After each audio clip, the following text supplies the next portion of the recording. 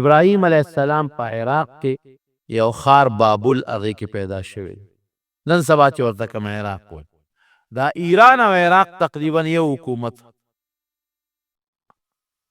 د دې علاقې چې کوم بادشاه و د هغه نمرود نومو او د قوم او د بادشاه به ټولو د بتانو عبادت کو بت پرست قوم بلکې د دې سرکاري او حکومتي مذهب هم بت پرستی وه لکه زمونږ سرکاري مذهب دا اسلام دی اگر چې زمونږ دا خو په خولې یادوي خو بیا سرکاري مذهب زمونږ اسلام دی دغه رنګې د نمرود او د هغه د بادشاه د خلکو سرکاري او حکومتي چې کم نظام او کم د هغې خپل یو دینو نه هغه بت پرستی وه بلکې نمرود د خدای دعوه کړې وه هغه به وی زه خدایم لکه څنګه چې فرعون د خدای دعوه کړې وه دارنګې نمرود هم کړې وه خلکو به ورته سجدې لګولې او عبادت به یې وله کو او دې نمرود واړه واړه بوتان په خپل شکل جوړ کړي وو هغې قومونو له ورکړي وو هر یو قوم د هغې نه ډیزاین به جوړه او خپل کور کې به یې ساته او هغې ته به یې سجدې لګولې ابراهیم علیه السلام متعلق قرآن حکیم کې الله فرمایي ولقد آتینا ابراهیم رشده من قبل وی مونږ د ډېر مخکې نه دې لا ماشوم او راکوټ و چې دې له مونږ په له کې هدایت اچولو حق او باطل یې پېژنده هدایت دې ته موږ وایو هدایت هدایت هدایت څه ته هدایت دې ته وایي چې په انسان کې یو صفت پیدا شي او د هغې په سبب دې حق او باطل پېژني نو دله مونږ د ماشوموالي نه دا سوچ او فکر ورکړی حق یې پېژنده او باطل یې پېژنده او الله فرمای که څوک یو سوال دلته وکړي چې دا ولې ابراهیم علیه السلام له خدای دا شی ورکو ای وکنا به عالمین الله وی د ابراهیم علیه السلام وجود مونږ ته معلوم و چې دا پاک وجود دی دله دا شی ورکول پکار دی دی لا ماشوم ابراهیم علیه السلام چې لږ غوندې دی پوه شو په خبر بالغ لا نه دی نو مور سره ناستو د مور نه لومبې تپوس وکړ وی من ربک مور ستا خدای څوک دی رب دی څوک مور ورته وی وی ربي ابوک وی زما رب ستا پلار دی ځکه ماله چې رزق راکوي او روزي راکوي خو ستا پلار یې راښی ابراهیم علیه السلام هوښیارتوب ته وګوره که وی من رب ابي وی زما د پلار رب څوک دی مور ورته وی وی ستا د پلار رب نمرود دی وی خمور د نمرود رب څوک دی مور ته څپې راوویسته وی چپ هو ربنا الاعلی دی خو زمونږ لوی خدای دی د هغه متعلق ور چې کشو نه کړي ابراهیم علیه السلام وی نه دا خبره دی غلطه ده وی ربنا الله لا اله الا هو وی رب زمونږ الله دی هغه خدای چې د عبادت نه لایق هغه سره بل څوک شریک نشته هو ربنا ورب كل شیء وی دې زمونږ هم پروردګار دی او د هر څیز هم پروردګار دا ټول کائنات او دا ټول مخلوق هغه پیدا کړي بس ابراهیم علیه السلام به د بوتانو نفرت کو او یو ځای دعوت چلوه بل ځای دعوت چلوه خلکو ته به وی چې ګورې رب زمونږ الله دی زمونږ پالونکی زمونږ پروردګار زمونږ خالق زمونږ مالک زمونږ جوړونکی زمونږ وجونکی مونږ له هدایت راکوونکی دا الله پاک دی دله په دې کارونو کې بل هېڅوک شریک نشته پلار یې د بادشاه خاص سړی و قرآن حکیم کې د پلار نوم آزر ذکر کړی دی اذ قال ابراهیم لابیه آزرا او د تاریخ په کتابونو کې تاریخ راځي علما لیکي چې خپل نوم یې تاریخ و تی الف ری خې او آزر لقب لکه یو سړي خپل نوم یې لقب وي دا د بادشاه خاص سړی و د هغه د وجې نه به ده ته چا غږ نه کو ابراهیم علیه السلام خو هر چاته به یې نصیحت کو یو ځل به راووت قوم یې تپوس وکړو ستوری ښکارېده د شپې وی دا ستوری څوک دی وی دا هم ستاسو رب دی هغې به ستورو کې چا به د ستورو عبادت کو چا به د نور کو چا به د سپومۍ کو هغې وی او بلکل دا زمونږ رب دی ناستو قوم ته نصیحت کو دې کې رڼا راخطا شوه د سار هغه ستوري غایب شي وی څه شو ستاسو هغه خدای وی خو پریوته او انی لا احب الافلین وی چې کم خدایان پرود یو وخت کې رڼا وي او بل وخت کې نه امن لري پکار بیا یو بل وخت کې یو قوم سره ناستو هغه قوم چې هغې د سپومې عبادت کو سپومې راښکاره شوه هغې قوم ته وی وی تاسو څه وایئ چې دا زمونږ رب دی دا سپومې هذا ربي هغې ورته وی او دا زمونږ رب دی وګوره که څومره ښایسته ښکلې رڼا کوي دنیا ترې روښانه ده غږ یې نه کو نصیحت خبرې ترې کولې چې سپومې پرېوته او رڼا یې ختمه شوه وی انی لا احب الافلین وی کم خدای چې رڼا یو وخت ورکوي او بل وخت کې نه ورکوي هغه مې نه دی پکار هغه سره مې مینه نشته سار وختي او بل قوم له ورغې قوم کم قوم چې د انور عبادت کو نور راوخت لما رأى الشمس بازغة قال هذا ربي نور راوخت هغې ته وی دا رب دی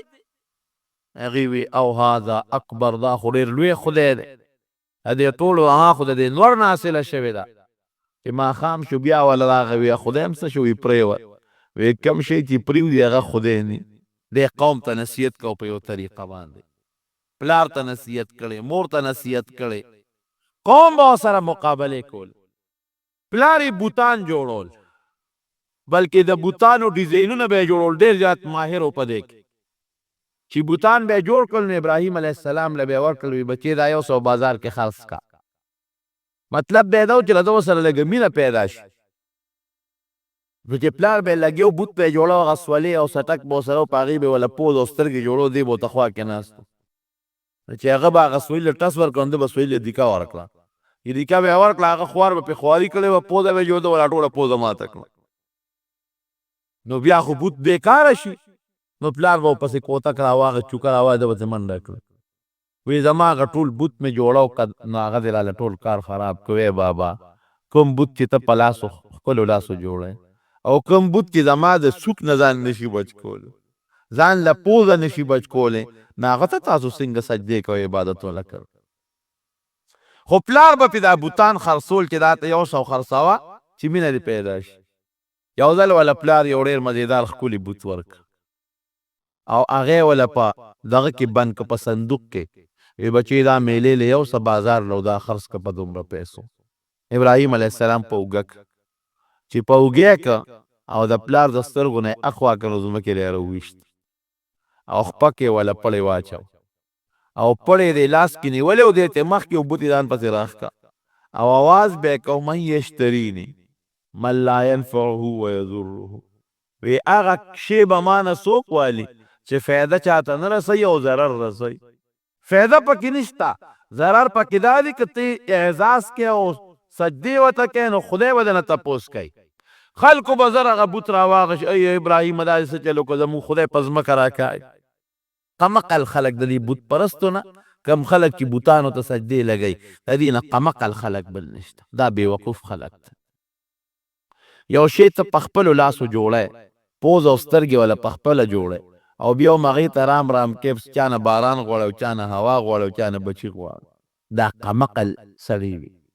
ابراهیم علیه السلام وی نه زما رب هغه ذات دی چې هغه همیشه جم دی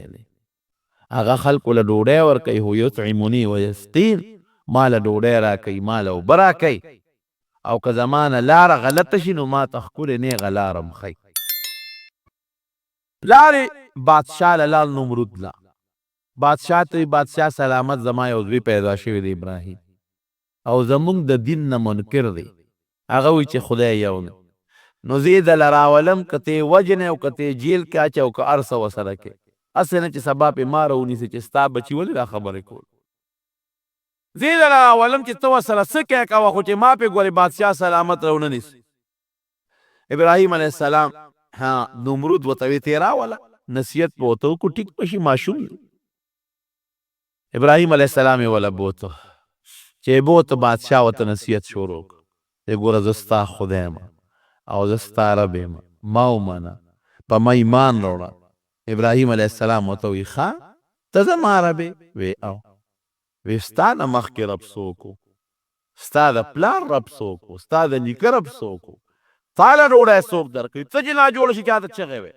ته چې بیمار شي چا نه حاجت غواړې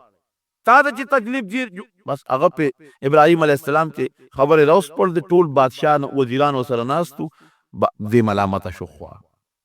هغه وی چیر دا خو رښتیا اوس که دا ټول خلک به هم په دې پوه شي ابراهیم علیه السلام پلار ته داسې کار وکړي دا ماشوم کور ته بوځه او که اوس دې زه وایم یا جیل کې اچوم او یا سزا ورکوم یا وجنم نو خلک به چې ماشوم یې مړ کړ زه کور یې ساته او نصیحت ورته کوه که ټیک شو ښه پخه او که ټیک نه شو بیا به ورسره ګوره راوس کور ته لیکن ابراهیم علیه السلام د خپل خبرې نه اوړېدو خلک به هم ورپسې راتلل راځه زموږ نن میله ده زموږ نن د خپلو خدایانو عبادت کوو یو ځل یې د خولې نه دا ټکې ختلي وي ستاسو د خدایانو سره به زه ګورم ښه کور به اوسه د قوم به یې په کال کې یو ځل میله وه ابراهیم علیه السلام ته قوم راغی وي راځه موږ سره میلې له لاړ شو خو د عمر نه هم ډېر کم ابراهیم علیه السلام ورته وی چې زه جوړ نه یم بیمار یم د ظاهري بیماري نه یادول سړي په دماغو چې بوجي دا د دې نه هغه ته بیماري بله نشته او د هغه په دماغو دا ډېر لوی بوج و چې دا ټول قوم کافران دي او شرک او کفر کوي دا ولې بې لارې دی په ذهن یو ډېر لوی بوج وی زما طبیعت ټیک نه دی زه بیمار یم خو د قوم به یې دا عادت و چې دوی به کله میلې له د ښار نه بار وتل بادشاه به هم ته وزیران به هم تلل مضبوطه میله به وه نو دوی به دا چل وکړه چې دوی به یو لوی عبادت خانه او مرکزي د بت پرستۍ یو لوی اډه وه ډېر بوتان و پکې شاهي محل کې دننه نو هغوی به دا چل وکړه چې خوراکونه به یې راوړل او د هغه بوتانو مخکې به یې کېښودل میوې به یې راوړی هغه به یې ورته کېښودې او ټول قوم ښځې نر ماشومان واړه لوی ټول به میلې له لاړل نو چې بیا به رالل نو دا به د بادشاه لوی دعوت و هغه ټول خوراکونه به یې راوایستل بادشاه به هم ناست و خلک به هم ناست و هغه به یې خوړل دوی چې سین میلې له لاړل هغه خوراکونه یې راوړل او د هغه بوتانو د خدایانو مخو ته یې کېښودل ابراهیم علیه السلام ته برګې راواغېست هغې خو میلې یې لاړه دلته موقع خالي وه جرندې دروازې یې ماتې کړې او پرې ورغی چې ورغې قرآن حکیم کې الله فرمای اوس د هغه بوتانو مخې ته خوراکونه او میوې او څیزونه او سامانونه پراته دي نو لاول خو ورته ودرېده وی الا تاکلو وی دا خوراک هم مخکې پروت دی دا نه خورئ بېخمو داسې ورته بټ بټ سترګې راوړي دي او اړو ګوتې وله نه وروړی او بیا قرآن حکیم کې الله وی شروع یې پې وکړه د چا نه سر په تبر وهه او د چا نه لاس وهه او څوک په دې منځ وهه ټول یې ټکوسه ترې کړه ټوټې ټوټې یې کړه خو هوښیار و قرآن حکیم کې الله وی موږ په ماشوموالي کې پوهه ورکړې وه نو هغه تبرګي یې راواخېست او چې کوم پکې غټ بوت و مشر د هغه اوږې ته یې ویزان کړ او راووت دی دی خو لاړ ښه په ارام کور کېناست او چې دی خو قوم د میلې نه راغی او په خوراکونو ورغې چې ویې کتل نو په ټولو غوړو مرو او په پلیټونو کې ورته د خپلو خدایانو د بوتانو هډوکي پراته دي ډکرې ورته پرتې فوراً یې بادشاه له رپورټ ورکړه چې صاحب زمونږ خدایان خو ټول چا بېغمه کړي خدایان والا ټول چا ټپوسه ترې کړي دي ټوټې ټوټې پراته دي بادشاه غوسه کې راغی ښه دې کې خو د بادشاه تصویرونه د هغه ډانچې په خپله مې د نومرو من فعل هذا بآلهتنا دا چا کړي قالوا سمعنا فتى يذكرهم يقال له ابراهيم یاره یو الک دی زمونږ دا خدایان په بدو یادوي هر وخت پسې بدې ردې وي ابراهیم یې نوم دی ممکن ده چې دا همغه کړی نمرود یې راولی معلومات دی کو ابراهیم علیه السلام یې راوست کې راوست انت فعلت هذا بآلهتنا یا ابراهیم ابراهیم زما خدایانو سره دا لوبې تا کړي دي دا تا کړي دي اوس ابراهیم علیه السلام که ورته وي چې یو کړي مې دي و جګړه جوړوي کوئی نه مې دي کړی دروغ کې راځي ډېر مزېدار او ښایسته جواب ورکوي د هغې د چپ کولو دپاره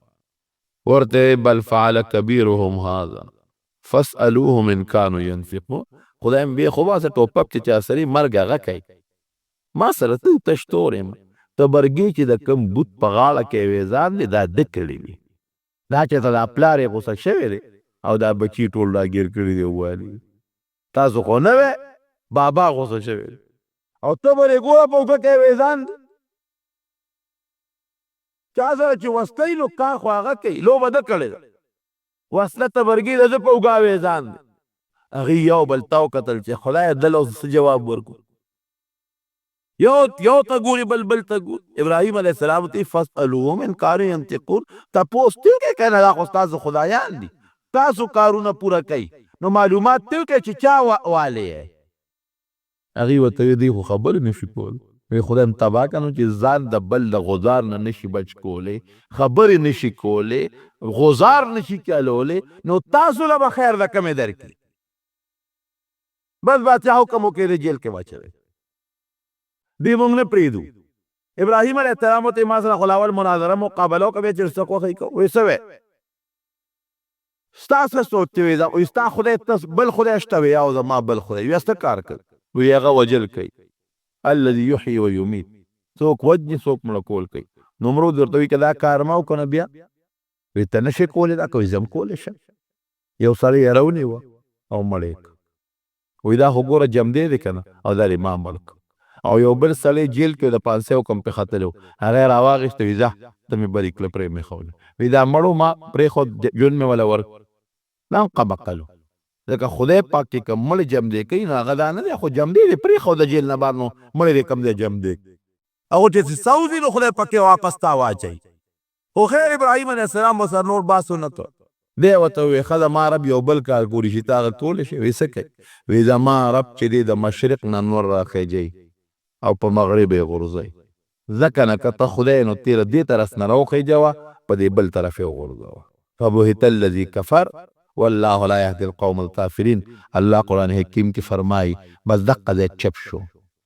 دا کافر غلی شو. ځکه دا جواب په سره ونه، دا خو یې ویلی نه شو چې ودرېږه دا انور زه راخیجوم، دې بل طرف نه یې راخیجوم. بس غلی پاتې شو. بادشاه پوه شو که دا ابراهیم علیه السلام اوس دله زه سزا ورنکړم او دې پرېږدم، خو دا ټول خلک کیدي چې زما د خدای نه څه انکار، د نورو خلکو عقیدې راته بل شان نشي. نو اعلان یې وکړ،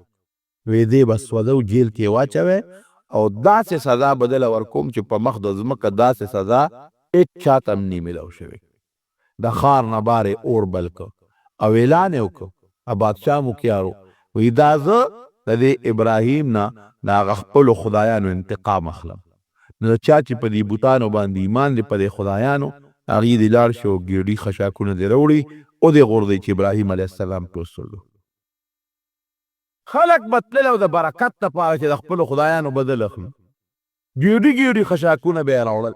یو لوی میدان کې دومره خشاک جمع کړ چې په ګزونو نه چې ډېر لوی میدان یې د خشاک نه ډک کړ.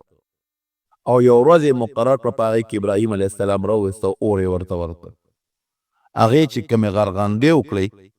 دوی له چل نه ورته چې اوس ابراهیم علیه السلام پکې په کومه طریقه ورغورځو، ولې هغې ته څوک نږدې کېدی نه شو. ابراهیم علیه السلام خو داسې په خپله نه ورته، دوی به ورغورځو، څنګه به پکې دوی ورغورځو، ځکه ډېر لوی اور دی او د هغې غرغندې داسې اسمان دي نیمې ته ډېر اوچت اوچتو پورې تلې. شیطان د انسان په شکل ولا راغی، هغه ورته چل وښو، یو ټال جوړ کړي او په هغه ټال د ابراهیم علیه السلام کېنوي او هغه ټال له جوټه ورکړي. نو چې دا ټال اوچت شي نو دا پړی پرې کوي، نو دې به سره د ټال نه د هغه جهنم د اور د منځ ته ورغورځوي. ټال یې وله جوړ په د لویو لرګو. ابراهیم علیه السلام یې پې کېنه او دې وخت کې د ابراهیم علیه السلام عمر ګوره 14 کاله دی. دې نه اندازه ولګوئ چې څومره د لږ عمر و چې د خپل قوم سره مقابله شروع کړې. ماشوم به چیرې کا به 14 کالو په عمر کې خو بادشاه اور ته غورځوي. نو چې د څومره وخت نه به د نصیحت شروع کړی او دعوت به یې شروع کړي د خدای د یووالي او د کفر او د شرک مقابله. ځکه الله قرآن حکیم کې فرمایي لقد آتینا ابراهیم رشده من قبل، وایي موږ ورته مخکې نه په ماشوموالي کې هدایت ورکړ. دې په ټال کېنه او کله ټال اوچته او ټال نه اوچتېږي، هغې ټال راکاږي او ټال نه اوچتېږي. ابلیس وله راغی هماغه په هغه شکل، لکه تا خو موږ ته ټال چلو خو دا ټال نه اوچتېږي. زور خلک ورکوي یا فرشتو کلک نیولی دي چې ونښول. ابلیس خو پوهېده، هغه وایي داسې کار وکړئ چې سرتورې ښځې راولئ چې سرونه ښکارئ او هغې دلته ودروئ چې هغې ګډا شروع کړي. نو دی به په خپله دا ټال به بیا چې دیکه ورکړی روان به شي. ښځې یې راوستی چې جینکۍ راوستی او د هغې سرونه یې سرتور کړل نو چې ټال له ګوتې یو ټال روان شو. دا ولې رونو دا د دین مسله ده چې کوم ځای کې پیغلې جینکۍ وي سرتور هلته د رحمت فرشتې نه ټینګېږي. د رحم فرشتې قطعا هلته نه راځي. د خدای فرشتې لاړې شي کوم ځای چې تصویري کوم ځای کې چې ګډا کېږي کوم ځای کې چې د ښځې سرتوري هلته د رحم فرشتې ګورې بلکل نه. د ښځې دپاره سرتور کول دا ډېره لویه ګناه ده. د ګناه نه ګورې ځان ساتئ. زنانه په خپلې پوه کړئ چې سر هر وخت د زنانو پټي بلکل چې سرتوري باز زنانۍ چې کور کې نارینه وي نو سر لا بیا هم پټی او چې نارینه نی نو بیا سرتوري. زره یې وي سړي خو هسې نشته نو ټیک ته خپل عقل خو دې خوچلو چې سړی نشته سر به مې سرتوري. سړی خو نشته لیکن د رحمت فرشتې خو تښتي که نو که کور کې سړي وي او که نه یو خو د ضرورت په وخت کې سر ښکاره کولی خو د ضرورت بعضې وخت کې لکه زنانه مثلا غسل کوي یا بل څه وجې جامې دغه بدلوي را بدلوي جدا خبره ده. لیکن هسې به زنانه په کور کې سر بلکل نه ګرځي که نارینه په کور کې وي او که نارینه نه. ټال چې څنګه اوچت که او دې وخت کې چې دې ټال اوچت که او اور کې پرېوځي نو فرشتو خدای ته چغې جوړې کړې یا الله په مخ د ځمکه د اسمان لاندې او ځمکې د پاسه صرف یو ابراهیم دی چې ستا نوم په سچ اخلي. تا د توحید او د یووالي قایل دی. نور ټوله دنیا کافران او مشرکان نو خدای که دا یو ابراهیم دا ماشوم دیم اور ته وغورځېږي تر قیامته پورې بیا ستا د نوم اخیستو والا ګورې خدای څوک پاتې نو. فرشتې هلته خدای ته په چغو شو. الله وایي ما ته څه وایه؟ وایي خدای امداد یې وکړه. وایي تاسو یې کولی شئ؟ وایي او خدایه وایي د تاسو ته اجازت تاسو امداد وکړئ خو یاره الوته ووایه که ستاسو نه امداد غوښته نو بیا والا وکړئ چې دې په ټال کې نه اوچتۍ فرشتې راورسېد. وی ابراهیم موږ د خدای فرشتي یو تاله راغلی دا د باران فرشته ده اوس حکم وکړه چې باران به دونه راولي چې ستا د پرېوتو نه مخکې به دا اور ټول ختم کړي. دا د باد او د سیلې او د زول فرشته ده. حکم وکړه اوس به زول راولي دا ټول اور به د نمرود او د فرعون په دې کورونو کې دله خور کړو ټول وطن به وسوځو. دا د غرونو فرشته ده. حکم وکړه چې غرونه راوالي په دې خلکو په دې اور د پاسه کېوي. ته چې کومه طریقه د موږ نه امداد غواړې موږ سته امداد کولی شو د خدای نه هم تپوس کړلی. ابراهیم علیه السلام له خدای ډېره مضبوطه پویه او عقیده او سوچ ورکړی و. او ته څه وایي؟ وایي زما رب الله دی او خدای زما نه خبردار دی او ما ویني. که خدای پاک مې امداد کوي په خپله اودي کې او که خدای مې امداد نه کوي په سوځولو مې خوشحالي او مې دې سوځوي. بس خبره خلاصه شو. د خدای چې څه خوښه یې هغه د ما خوښه ده. که زما سوځېدل د خدای خوښي زه په خپلو سوځېدو م خوشحاله یم. که زما بچ کول د خدای خوښي نو بد بچ مې نه کړي. بایزید بستامي رحمت الله علیه یو ځای کې اوسېده یو دریاب راغی او کلی غرقه و بلکل. دومره اوبه زیاتې شوې چې په کلي راختې او یو لوی بند و که هغه بند یې بس شلولې وې نو ټول کلی غرقېده. بایزید بستامي رحمت الله علیه خلک رالو ویل صاحب دا کلی غرقېږي. وی هلکه سم شی ویل بس څوک اوس کلی غرقي که بند یو ټول کلی غرقېږي. بایزید بستامي رحمت الله علیه ورته ویل خدای ته چغې ووهه. موږ خدای ته ډېرې چغې ووهلې کار نه کړي ته راپاس تم په دې کلي کې. وی ښه ماله سسکوره راوانې سسکوره یې وله راوړه چې ورغې بند ته یې سسکوره ونیولو بند کنولې شروع کړل. قوم ورته وي د خدای بنده ته موږ دې نه راوسته موږ راوسته چې ته به خدای ته سوال وکړې دا دریاب به ختم کړي دا سیلاب به ختم شي نو ته خو هغه شته به راله نړی که را دې نه خو سیلاب یا ګنټه پس راته نیمه ګنټه پس به راشي غرقې هم ښه پوره. وایي ګوره ما خو درته وایي چې ما مه په عذاب چې سسکوره ورته روان شو چې سم خوښه یې کوه. وایي نه د خدای دپاره سوال وي ما خپل کار ته پرېږدی کلي به خدای نه غرقوي. وایي دا ته چې را بند نه کړه. وایي ګوره ما خدای ته دا سوال وکړ چې یا الله ستا څه خوښه یي زما همغه خوښه تا په رضا زما رضا ده. که ته دا کلي غرقې او ستا دا خوښه یي نو خدای زه ستا د خوښې په لار کې رکاوټ نه جوړېږم زه یې غرق کوم. که ته دا کلي غرقې ته یې ګنټه پس غرقې ورېږې خدای پاکه زه دا بند درته وامه چې زر غرق شي ستا رضا مې خدای رضا ده. نو چې دقه ته کوي او بند له دوه درې سسکورې راوغورځولې نو خدای پاک سره د مسلمان هغه یقین ګوري هغه اوبه خدای په بل طرف واړولې کلي ته بچ شو. دقه رنګ ابراهیم علیه السلام وایي فرشتو ته وایي که د خدای دا راځئ چې ما دې وسوځي نو زه په خپلو سوځېدلو سر کې خوشحاله او که د خدای دا رضا نه او د خدای می خوښه ما به خدای پاک بچ کړي. فرشتې ته دا چې لاړې به ستا لوچت شو نیغ ابراهیم علیه السلام د اور میانځ کې پرېوت او جامې یې تېستلې وې چې کله یې ورغورځو. ابراهیم علیه السلام به دا شته کې وې په یو څیز یې جړل په جړا شو چې کوم وخت کې غورځو. فرشتې ورته وایي موږ نه امداد نه غواړو او جاړئ وایي په دې نه جاړم چې زه به اور ته وغورځېږم د خدای د دین لپاره او د خدای د یووالي دپاره که زه اور ته غورځېږم او دې غورځېږم جاړم په دې چې زما بېعزتي دې ظالمانو وکړه او جامې رانه لرې کړه په دې خپله بېعزتۍ خفه یم. چې کله دې اور ته ورغورځو قرآن حکیم کې الله وایي خدای پاک اور ته حکم وقلنا یا نار کونی بردا وسلاما علی ابراهیم ای اوره په ابراهیم علیه السلام باندې یخ شه برد لیکن دومره یخم نه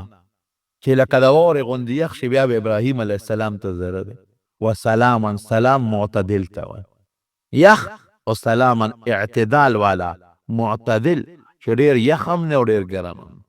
یې پکې ورپرېوته او اوس د اور خو د اختیار خو الله سره دی چې خدای پاک ورته وایي سوځول کوه کوي به چې خدای پاک ورته وایي سوځول مه کوه نه به کوي. جهنم کې فرشتې ګرځي جهنم کې ماران دغه مانان به هغې به نه سوځي بوټي به پکې هغې به نه سوځي او کافران به سوځي مسلمانان به جهنم ته کوزېږي دې دپاره به کوزېږي چې کوم خپل یاران دوستان دي پکې هغه به پکې راګوي او رالټوي به پکې او د مټه به یې نیسي او جنت ته به سره بوځي. مسلمان به جنت ته راځي او پکې به ګرځي هغې به نه سوځي. د اور سوځول خو د خدای پاک په اختیار کې اور ته یې وغورځو. حضرت جبریل علیه السلام وله فورا یو کمیس راوړه د جنت نه د ریخمو کمیس او هغه ورته فورا اوس پړده او ابراهیم علیه السلام ته په غاړه کړه. څلوېښت ورځې ابراهیم علیه السلام په اور کې و او د دې خو دا خیال و چې څلوېښت ورځې ختمې شي نو دی به ایره ایره به پته به یې هم نه لګېدلې څلوېښت ورځې لیکن رب العالمین ورته په هغه اور کې د خوراک او د څښاک انتظام وکړ. خدای وله د اور په منځ کې چینه پیدا کړه د یخ اوبو د هغې نه به یې اوبه څکلې او د اور په منځ کې وله خدای پاک انارو یو بوټي زرغون کړ د هغې نه به یې انار راشوپول او هغه به یې خوړه. او بعضې مفسرین لیکي رب العالمین ورته په دې ګوته کې د پیو انتظام هم وکړ دا ګوته به یې خپله روله او په هغې به یې خپل کار کیله. اور لا بلیږي ګیر چاپېره او دې کې ته ابراهیم علیه السلام روت روغ سالم روت او بیا بادشاه له نیغ ورغی وی ګوره ما درته ونه وایي چې زما یو رب شته چې هغه زما حفاظت کوي ما ساتلی شي د دنیا حفاظت کوي بدبخته تا هغه خبره ونه منل دا د خدای پاک زما حفاظت وکړه. دې نه پس نمرود پېښ شو چې ده ته خو زه هېڅ سزا نشم ورکولی او دې د خدای رښتونې برحق پیغمبر جوړېدو والا دی. وی داسې کار وکړه ابراهیم مونږ درته غږ نه کوو خو مونږ سره یو جوړه وکړه. وی څه جوړه وی وی ته مهرباني وکړه زما د وطن نه وځه زه زما د وطن نه بار ځه او چې ستا څوک ملګري هغه هم ځان سره بوځه خو مونږ دلته په ارام پرېږده. ابراهیم علیه السلام پلار له ورغی پلار هم ورته وی چې بچې خوښه دي نو زمونږ د وطن نه ځه فتنه جوړېږي او بادشاه دې نه پرېږدي. دوه کسان ورسره روان شو یو حضرت لوط علیه السلام د اروارو د په ایمان راوړه او یو یې د تره لور وه حضرت ساره رضی الله تعالی عنها د تره لور یې هم و دې باندې نیټه هم تړلې وه بیبي یې هم دا دوه کسان ورسره شو خو پلار ته آخر وخت کې بیا نصیحت دی چې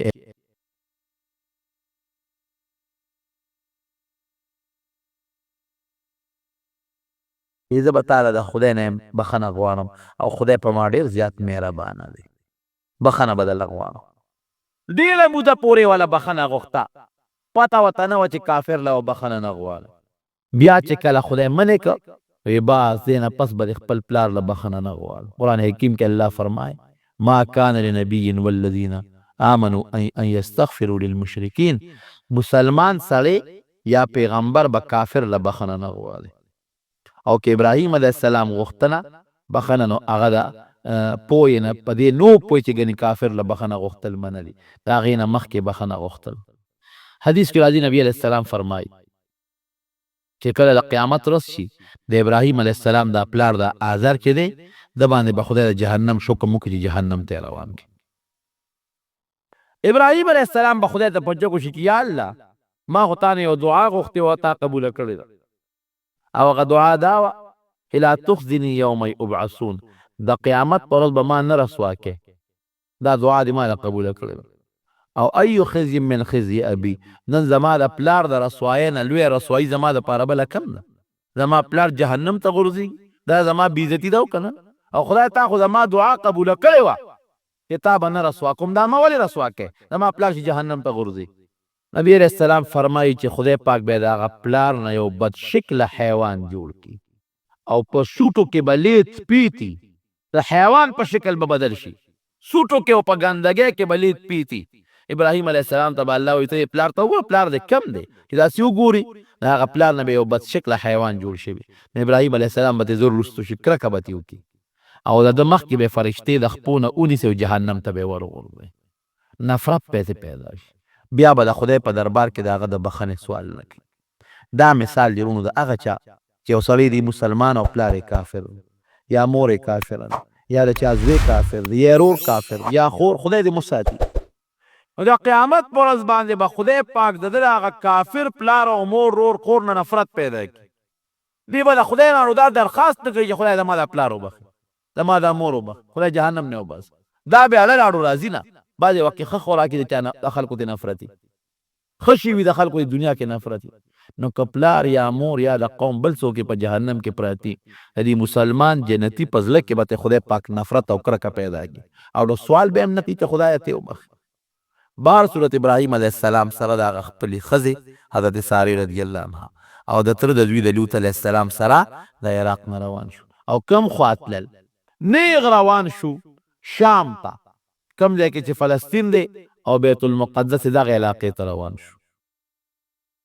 په لاره ځان له څه تجارت او څه کاروبار هم روان کو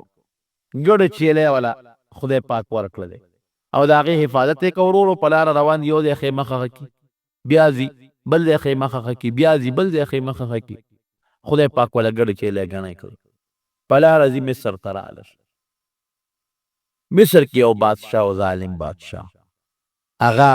د زنانه او د دې ښځو شوقي و ګنده سړی و فطرتن پلیت هغې بادشاه چې په لاره به څوک تلل او چا سره به خور وه یا ښځه به وه یا لور به وه هغه به یې ترې واغېسته نو که د چا کمې ښځې خاوند به و نو خاوند به یې وله وجه او که خاوند به نو بس ورور یا پلار به و نو اجینۍ به یې ترې واغېست او ځئ تاسو په مخه ښه ابراهیم علیه السلام ته لار کې چې وایي چې تا خو لاره ډېره سخته غلطه رانیولې ده ویې ولې مخکې یو ظالم بادشاه دی او هغه بادشاه د خلکو نه ښځه اخلي لور اخلي نو که دا ورته پته ولګي چې دا ستا ښځه ده نو تا به هم مړ کړي او دا به هم د نه وایي نو یې بیا نو یې بس په یو څیز بچ کېدی شي او هغه دا دي چې ته ده ووایه چې دا زما خور ده نو دا خو به د نه والي دا خو درته پرېږدي نه خو ته به د مرګ نه بچ شي دوی به دې سوچ کړی چې دی کې د بادشاه پولیس پرې راغلل ابراهیم علیه السلام د خپلې ښځې حضرت سارې رضی الله عنها ته وایي داسې کار دی ګیر خو شو خو د خدای نه دې امداد غواړم کوم خدای چې په اور کې زه بچ کړم هغه خدای به دلته کې ما د بېعزتۍ نه بچ کوي خو ته یو مهرباني وکړه که بادشاه د نه تپوس وکړه چې دا ابراهیم ستا څه دی نو ته ورته دا مه وایه چې دا ما خاوند دی ته ورته ووایه چې دا مې ورور دی او ګوره دلیل هم ورته وایي وایي موږ ټول د آدم علیه السلام اولاد یو او مسلمانان یو نو مسلمانان خپل منځ کې سره رونه خویندې دي که نه دا رښتونې که یو سړی خپلې ښځې ته ووایي چې دا زما دیني خور ده مسلمانه یا ښځه وایي چې دا زما مسلمان رور دی خپل خاوند ته وایي دې کې هېڅ هم نشته د ګناه الفاظ نه دي موږ ټول رونه یو دا رونه خویندې ټول مسلمانان نسبي نه دي خپل سکر او خور چې ورته وي هغه نه دي لیکن ټول د آدم علیه السلام اولاد دی هغې ویې ډېره ښه دی بادشاه له بوتله بادشاه یې تپوس وکړو چې چا سره را روان دی وی زما یو ورور دی هغه سره نو ابراهیم علیه السلام خو په دغه ټکي د مرګ نه بچ شو بادشاه ورته نیت خراب کړ چې نیت یې ورته خراب کړ خدای پاک یې لاسونه اوچ کلس کړل بلکې یو روایت کې راځي چې خدای پاک ابراهیم علیه السلام ته دا منظر مخامخ ښه هم یو د پړک کې مې څه شک رانشي بادشاه دې ښځې ته وایي چې ته څوک یې ما خو چې تا ته غلطه اراده وکړه خدای مې لاسونه اوچ کړل ته څوک یې وی ګوره ته ما ته نشي رانږدې کېدلی ولې وی زما چې تا ته وایي چې مې رور دی یا مې رور نه دی هغه د خدای یو لوی پیغمبر دی او قصه یې ورته وکړه چې دومره د جلیل القدر پیغمبر دی هېڅ قسمه ماته ته را رسېدی هم نشي د هغې عقیده مضبوطه شوه وی ښه نو د خدای نه سوال وکړه چې ما خدای جوړ کړي نو پرېږدم دی د خدای نه یې سوال وکړي خدای جوړی کړي چې جوړ شو حضرت ساره رضی الله عنها خوبصورته وه دله کې بیا ورته ناروا نیت راغی بیا قصد وکړه بیا خدای په لاسونو اوچ کړه 3 ځله دا کار وشو اخره کې بادشاه ابراهیم علیه السلام راوغوښته پوه شو چې دا ښځه خو د یو لوی پیغمبر د پیغمبر بیبي ده او خاوند یې لوی سړی د ابراهیم علیه السلام یې ډېره لویه مېلمستیا وکړه او معافي ترې وغوښتله او ډېر لوی اعزاز او اکرام یې ورکوي ما سره دلته پاتې شه او زه او یو روایت کې راځي چې دغې بادشاه په ابراهیم علیه السلام ایمان هم راوړه ستا په لاس د بیعت کوم او زه ایمان هم راوړم زما ټول قوم په ته ایمان راوړي ما سره پاتې شه ابراهیم علیه السلام وینا چې ما ته د خدای له طرف نه حکم شو د بیت المقدس شام ته روان او بیا د بادشاه چې خپل نسب تعارف د نسب ورسره وکړو نو دا بادشاه د عراق نه راغلی او د ابراهیم علیه السلام چې د په لرو پوښتنو کې نسبي سړی معلوم شو خانداني سړی وخت نه دغې بادشاه به ابراهیم علیه السلام ځان سره ډېر عمر ایثار کړی په ایمان یې هم راوړی دی قوم یې ایمان راوړی دی او بیا ورته خپله لور حضرت هاجره رضی الله عنها په نکاح کړه وایي دا به ستا خدمت کوي زما لور ده اخدمها هاجر او ویده چې ته کوم خواري دا به در سره دی ابراهیم علیه السلام ته بله بیبي میلاو شو را روان په لاره یو ځای کې ابراهیم علیه السلام د سمودي دپاره دیره شو خو اولاد یې د یوې بیبي ملا نشته چې سمودي دپاره دیره شو هغه قوم پې تنګ شو وایي ستا ګړي دي او ستا چیلې دي او زموږ فصلونه یې برباد کړل زموږ د وطن نه وځه ابراهیم علیه السلام یې ډېره ښه د هغې د وادي السبع ورته وایي د هغې د علاقې نه ووت چې اوت خدای پاک په هغې خلکو اوبو چې کړی اوس ګوره د پیغمبر وجود دا په ځمکه د خدای رحمت دی د مکې مکرمې نه چې نبي علیه السلام مدینې منورې ته هجرت وکړو د مکې مکرمې په خلکو داسې قات راغی چې سپلی به یې په اوبو کې اچولې او یشولې به یې هغه اوبه به یې څښلې د اونو پاڼې او د بوټو پاڼې به یې خوړلې دغه رنګ ابراهیم علیه السلام چې تی په دې خلکو باندې قات راغی په کویانو کې او په نیرونو کې اوبه وچې شوې دا د خدای د قهر وجې ګورې ښه نن زمونږ په دې وطن چې باران نه کېږي که نه او اوبه نشته دا د خدای قهر دی مونږ د ګناهونو نه خدای ته توبه نه وباسو د دې زه راته ګرنټي در کوم که صرف دې مسلمانان چې دا کوم جومات کې تاسو ناست یې که د خپلې ګناه نه نن هم توبه وایستله او د خدای نه هم په سټې سوال وکړو چې خدای باران وکړه یاره که نن هم ونه شو ته یاد وساتو مونږ کوو ګناه د خدای پاک دا د خدای پاک لا رحم دی چې باران نه کړي دی هم رحم دی که د دې نه زیات یې در سره وکړه مونږ د خدای د جواب یو چرې نه دی دا یاد وساتئ پیغمبر په مخ د ځمکه د خدای رحمت او د پیغمبر نه پس د هغه نایبان پر مخ د ځمکه د خدای رحمت دي د هغه وارثان او د پیغمبرانو وارثان نبی علیه السلام په خپله فرمایي چې زما علما چې دي دا د انبیاء او د پیغمبرانو وارثان دي علما ورثة الانبیاء دي پیغمبر علیه السلام فرمایي هغوی به پیغمبرانو ته سپک کتل اوس هغه علماو ته سپک ګوري د پیغمبر وارث ته سپک ګوره او د رحم د خدای نه درخواست کې او سوال کې او د رحم امید کې توبه وباسئ خدای ته ممکن د خدای باران وکړي تر څو هم توبه نه وکړي باران نه کړي را به شي اوبه تښتي پته نه به دي کې او باران به ونه شي بهر صورت خبره مې دې پورې کوله اوبه وچې شوې ابراهیم علیه خوا بیا مو خیال ورمنډه کړه ابراهیم علیه السلام پس مونږ نه غلطي شوه او مونږ معافي غواړو ابراهیم علیه السلام ورته چې پیغمبر یو ځل د قوم نه وشړلی شي که نه بیا هغه قوم له نه ځي یو څو ګړې چیلی یې ورکړی وی دا په خپلو کویانو تړی خدای پاک بوبه راولي هغه ګړې چیلی چې بوتلې او په خپلو کویانو په نهرونو وتړلې واپس ورته خدای پاک اوبه پیدا کړه سره د خپل واره لوط علیه السلام او د دواړو بیبیانو شام ته روان شو لوط علیه السلام ته په لاره یو بل قوم صدوم ته ما ورته مخکې قصه کړې وه هغې ته ولېږلی شو او ابراهیم علیه السلام سره دواړو بیبیانو دې لاړه او په شام کې دیره شو شام کې بیا د ابراهیم علیه السلام څه واقعات شوي دي اب انشاءالله آینده جمعه درته ووایم خو دې میاشت کې که قرباني ده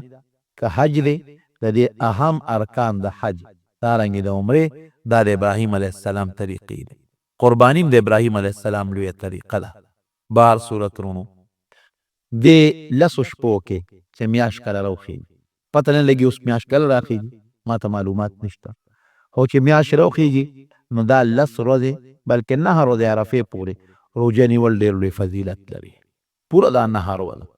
ډېر لوی ثواب لري، لکه څنګه چې د لیلة القدر د شپې عبادت ثواب لري، دقه رنګې د دې ورځو عبادت او په دې ورځو کې روژه نیول دا ډېر لوی ثواب لري.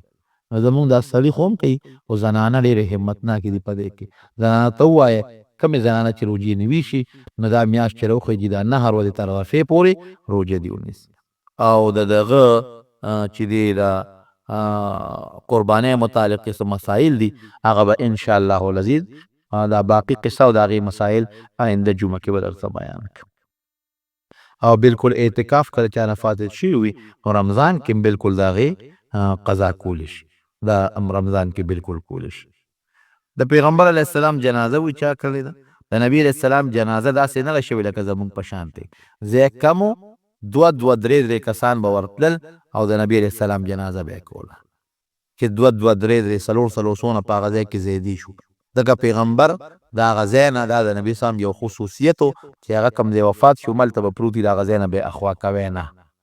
نو په هغه کوټه کې دننه 2 3 4 کسان به ورتلل او جنازه به یې کوله. او داسې جنازه هم نه لکه زمونږ، هسې دعا تکبیرات به وې او دعاګانې به یې غوښتلې. دا د نبي علیه السلام جنازه وه. بهر صورت دعا وکړئ. ټول نه مخکې خو دا دعا وکړئ اول د خپلو ګناهونو معافي وغواړئ، الله زمونږ ګناهونه مونږ ته معاف کړي، رب العالمین زمونږ ګناهونه مونږ ته معاف کړي. خدای مونږ د اقرار کوو چې زمونږ واړه ګناهونه هم شته او لوی هم شته، خدای زمونږ پټ هم شته او ښکاره هم شته،